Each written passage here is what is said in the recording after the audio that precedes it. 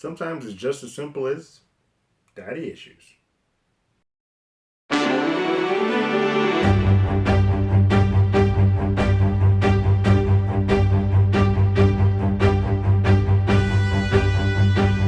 Hello, everyone. Terrence here with Hollywood Already Did It. If you haven't already, go ahead, like, share, subscribe to the channel, ring that bell below. Anytime we have something, you will be among the first to know. So, first things first, I've been saying it wrong all this time. I've been saying Shang-Chi when in fact it is Shang-Chi.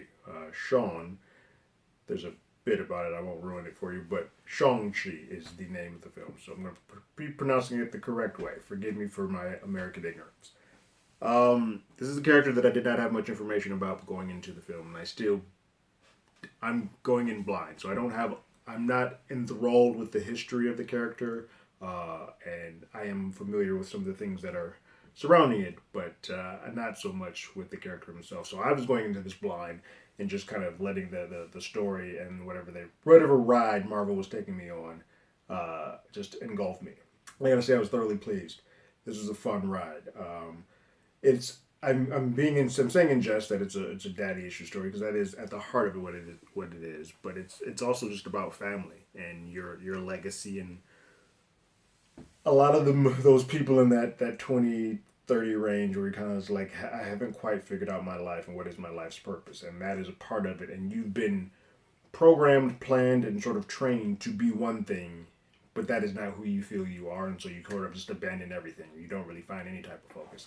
That sort of is what happened with Shang-Chi here and his father, Wenwu, who goes by many names. Mandarin is one of them, which they do a pretty good job of trying to clean all of that up from the Iron Man 3 stuff. So won't ruin any of that for everybody, but it's a fun little ride they take you on, and it all sort of ties together and comes back together with a nice little bow.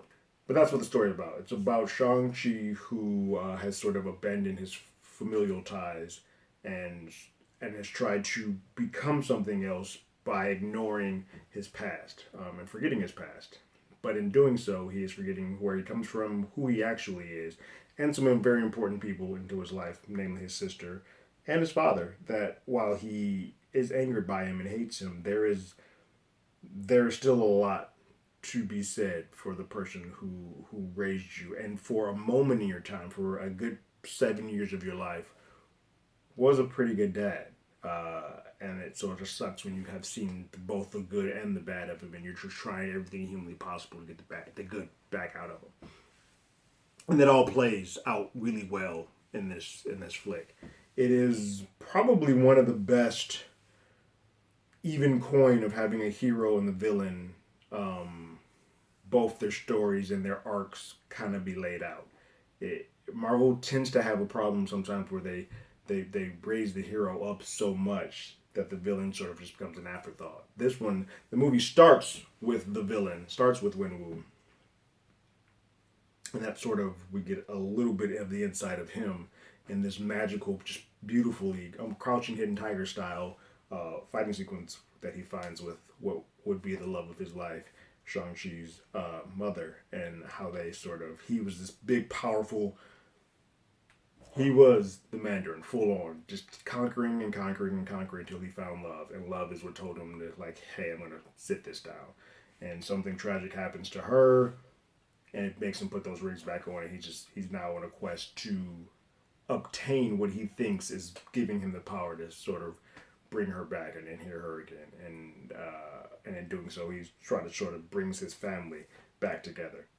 It is there's some painful moments in this just from on a familial tie. Wenwu's daughter and Shang-Chi's sister Su sort of gets the short end of the stick from Wenwu from her father.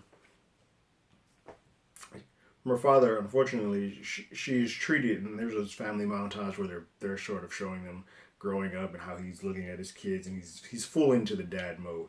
They're playing like almost a Dance Dance Revolution pad game, but when she dies, he sees her as a reflection of his wife, and he just basically ignores her. And it's a really sad moment when they first come back together, and he's so enthralled with seeing his son. He tells everybody his son is back, and he just says put the girls in their room, and he's very dismissive of her. It just shows you how for him there's a connection there with him, and he kind of just shuts her off, and that felt bad. you're kind of like, oh man, that sort of sucks. I did not know how much I would like Awkwafina in this movie. I can go either way. I think Awkwafina in dramatic moments is great. Sometimes I think her comedic stuff can be so over the top so that it sort of becomes grating and it doesn't work. There are moments that I think it's about to happen in here, but they pull it back enough that I enjoyed her in this.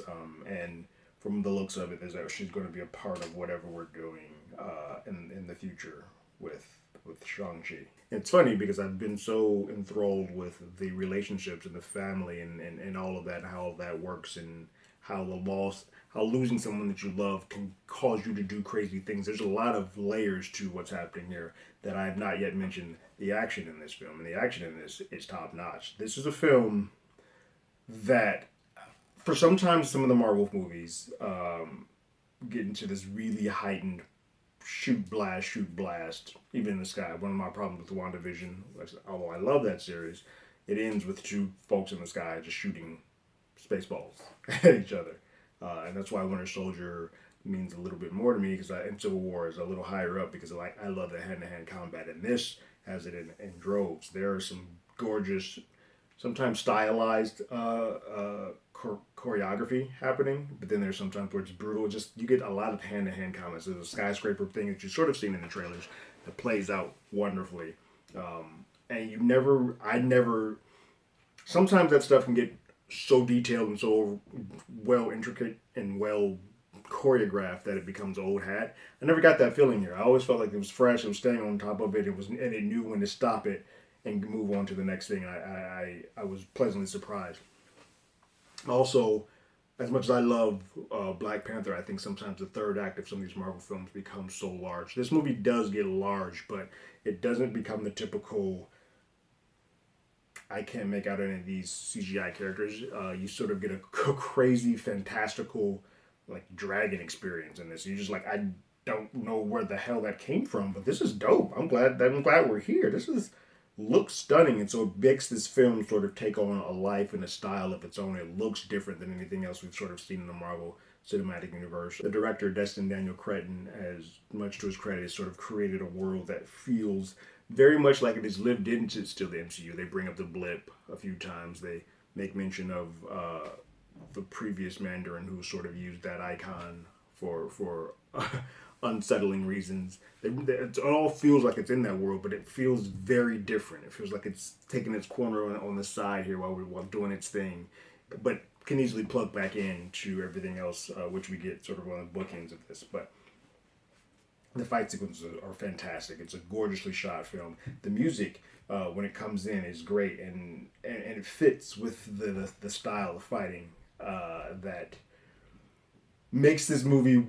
I'm not ranking it yet. I need to sit on it a little bit more. I'm not in that type of thing, but it isn't definitely in the top tier. It's in that upper tier of films for the Marvel Cinematic Universe. This is a really stunning, heartfelt film that manages to knock out the park. The family ties, the villain and hero are both well weighted, to the point where you see whatever happens with the villain. There's a moment that he just looks back, and you're all the emotions that a father goes through is going through in that moment, and he kind of just hands this these things off to his kid. It feels earned. We don't get many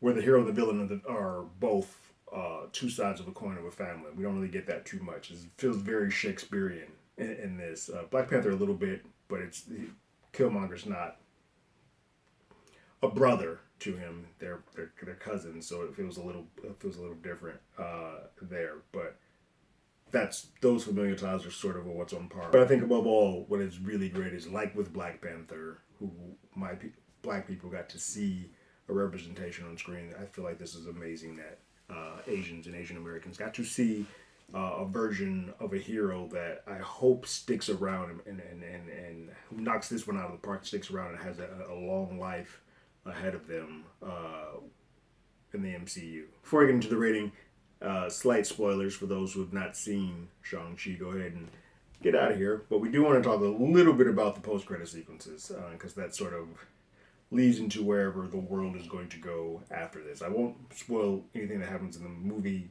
Prime itself, because I think some of that stuff is just fun to see. One of the big twists is just great. But the post credit sequences, there are two. Make sure you stay. I know a lot of people like to get up for reasons that still baffle me to this day. But stick around in your seats. One of them is directly tied to whatever happens at the very end of this. But basically, Wong, who has been sporadically popped in throughout this, shows up at the very end to take Shang-Chi and Katie off to check something out. Ask him, you still have the 10 rings, which he acquires in the final battle. And he said, yeah, I do. And then they walk off. And then basically there's an assessment of the 10 rings. Captain Marvel is there. She's there in holograph form, basically calling in. And Bruce Banner in human form, not in Smart Hulk form with a broken arm or injured arm. And they're all assessing the 10 rings. Wong is there without Doctor Strange, and it looks like they're in this sanctum. So we don't sort of know where Strange is, and we don't know. Timeline gets a little funky now because I'm not quite sure where things take place. Banner being in human mode, Captain Marvel having super long hair again, and this takes place post blip because the blip is often there's little posters on the side saying, "Hey, how did the blip affect you? Do you want to talk about psychology?" So we don't know really where it stands and all of that, but it is fun to sort of. We're gonna have to plug everything in once. This could still take place after whatever we have coming up in Spider-Man, or it could be happening right at the same time. Who knows? But all that being said, they are looking at the 10 rings and examining it. And they say that when Shang-Chi put on the 10 rings, a beacon was sent out. To whom? No one knows. And they're sort of trying to figure that out, but they don't. They don't know, and they sort of have to split off on their own. And Wong sort of says, well, now you're a part of this. You are in this world now from this point on. You will be with us whenever something happens. So that's just a nice way to sort of tie him into the world, because a lot of this film feels very much lived in. While it does live in the MCU, like I said, it doesn't. It's sort of its own world by itself, and this is a smooth and easy transition. It's just like, nope, you're part of this now. You're with us, whether you like it or not. You're with us from this point on. And Katie is there too, so whether you want it or not, Awkwafina will be there, part of the future as well. All the way at the tail end of this, there is another post-credit sequence with Shang-Chi's sister, Xialing, is looking in her old room, and she's looking at a picture of her mom. And one of the things she says in the film is that she doesn't feel like women, like the girls are always just sort of thrown to the side. Girls don't get to do anything. And what we see is that she is taking the mantle of the 10 rings. She sits in her dad's chair in a bomb-ass burgundy-ish, purplish, reddish suit, and just kind of with the 10 rings behind her. But as we pan out, we see that her army that she's training is all women. And she's spray painted women on the new marquee, and it's basically, you have a music pumping in over there saying, out with the old, in with the new. And then we get a marquee that says the 10 rings will return. I don't see a film version or that world. I feel like they're going to split, and Shang-Chi is definitely going to be part of the MCU. Maybe show up in Strange. Who knows? I'm not sure. But I definitely think that there's going to be a series coming in the future with the 10 rings with Xialing, and possibly Shang will show up there to sort of give it a little boost. But I think that's where we're going to get that world continued on, and we get us a little bit more into this world via Disney Plus. So that would be fun. But those are the post-credit sequence. That's what I think about the film. So my scale of once is enough. Play it again, Sam, or give me a time stone so I never have to think about this film again. I'm going to play this bad boy again. This is a play it again, Sam. I thoroughly enjoyed this. This was a fun ride. I did not think I was going to like. This is a character that like I said, I came in, did not have much information on, and I walked out wanting to consume more about Shang-Chi and just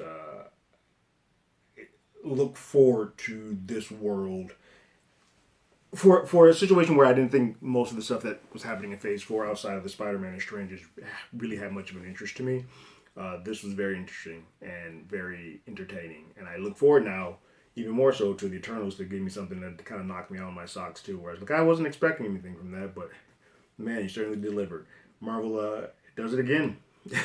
Does it again. It's going to be hard to stop this train. But this is definitely not the film that is going to do it. So those are my thoughts. What did you guys think about Shang-Chi? Go ahead and leave your thoughts and comments in the comments below. If you haven't already, go ahead and follow us on Twitter at HollywoodADI. You can hit us up on email at HollywoodAlreadyDidIt@gmail.com. We also have a podcast by the same name that's on Google Podcasts, Spotify, Apple Podcasts, any other place podcasts. We're there.